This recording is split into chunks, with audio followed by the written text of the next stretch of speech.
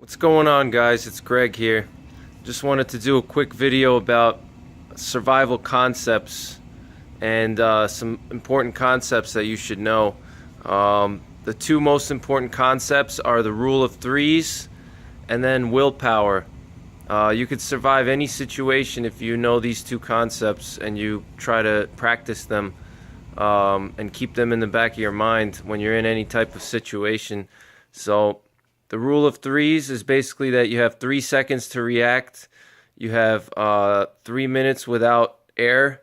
You can go 3 minutes without air, 3 days without water, and 3 weeks without food. So we'll start with the first one. 3 seconds to react basically means that, like, if you're in a situation where you have to act quickly or think quickly, you're gonna have about 3 seconds to react. So, like, if you're in like a wilderness area, that may mean, like, let's say there's a boulder, that's falling off a cliff and it's about to land on top of you, you're going to have about 3 seconds to move out of the way, before the boulder lands on top of you and crushes you, Same thing if, like, somebody pulls a gun on you, you're going to have, up to 3 seconds to try to maybe, trap the guy's arm so he can't draw it out on you, and maybe try to disarm him.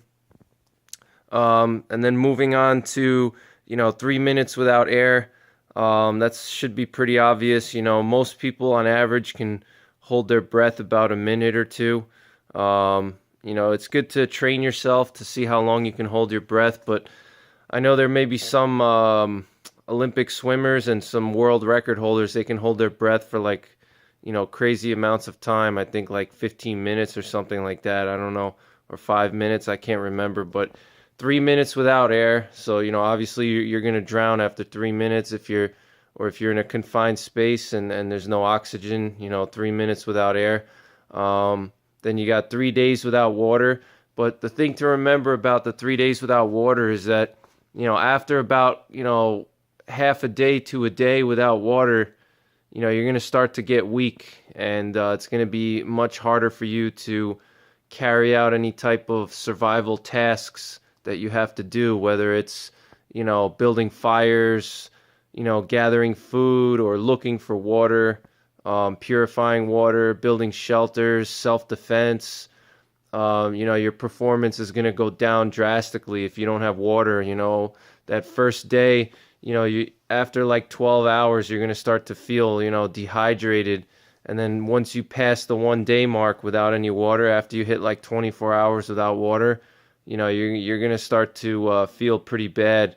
So, obviously 3 days is basically how long it would take for you to basically die without water. But after a day, you're going to be really weak, and, your kidneys are going to be taking a beating, because they're not going to have any water. So you're going to have, kidney damage possibly, so you don't want to get in that situation. You don't want to go more than a few hours without water, or be able to find some type of water source, So then we'll go on to 3 weeks without food. Obviously that 3 weeks without food is like worst case scenario.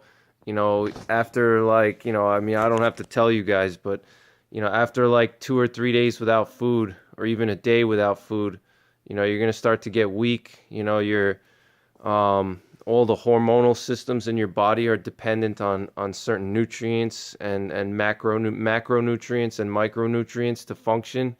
Your eyes, your bone mass, your muscles, everything, reproductive system, it all requires various nutrients. So, after 1 or 2 days without food, you're going to start to feel like crap. So it's going to be hard for you to, carry out essential survival tasks or to find more food.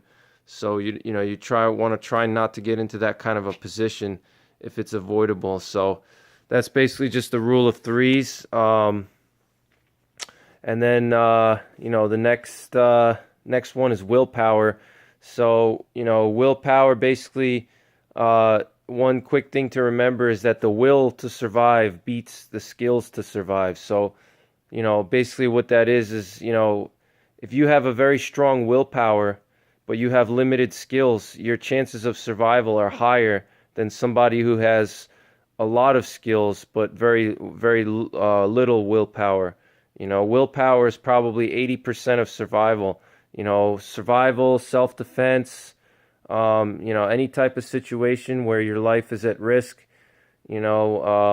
Willpower it's 80% willpower, because the human brain, we're smart by nature. We're adaptable. That's the way we're made. So if you have a strong willpower, you're going to figure out a way to survive the situation, even if you don't have skills prior to, being in that situation. So, like, let's say you never started a fire before. Just because you never started a fire before, it doesn't mean that you can't learn when you're in a tough situation. But let's say you know 100 ways to start a fire, but your willpower is weak. Let's say you're scared. You're just not mentally tough enough to do what you need to do. It doesn't matter how many ways you know how to start a fire. You're not going to do it. Because you're mentally weak. Same thing in a self-defense situation. If you find yourself in like a street fight, or, let's say like a active shooter situation or something like that, any type of self-defense situation against another human being, or even against an aggressive animal, your willpower is going to beat the skills.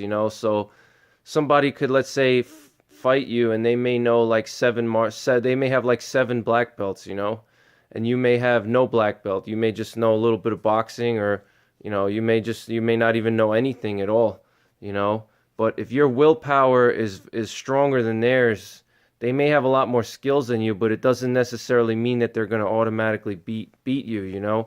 If your willpower is so strong, and you have it in your mind that you want to survive and live through the situation, you're going to figure out a way to survive, because you're going to do whatever it takes to survive the situation, even if you don't have the skills. Like if you're in a street fight and you're fighting against a UFC fighter, and he's so confident because he knows he's a UFC fighter, or he's got 10 black belts, whatever the situation is, he thinks he's just the toughest guy around, and you don't know anything.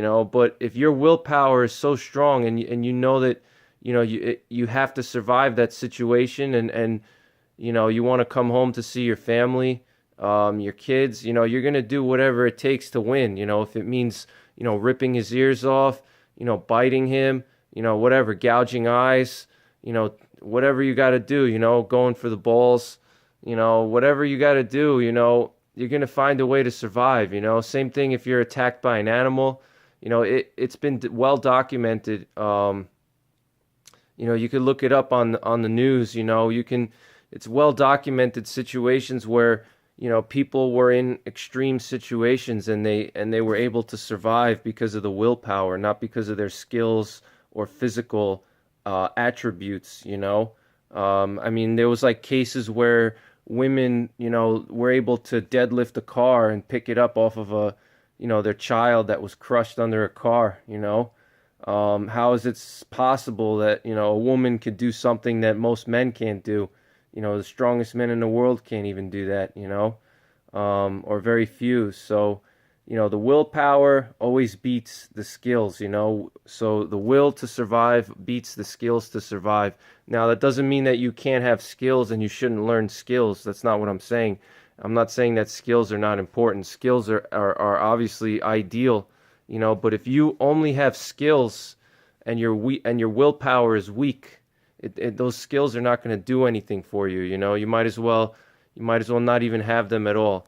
So just remember those 2 concepts: the rule of 3's, which is 3 seconds to react, 3 minutes without air, 3 weeks without food, or I'm sorry, 3 minutes without air, 3 days without water, 3 weeks without food.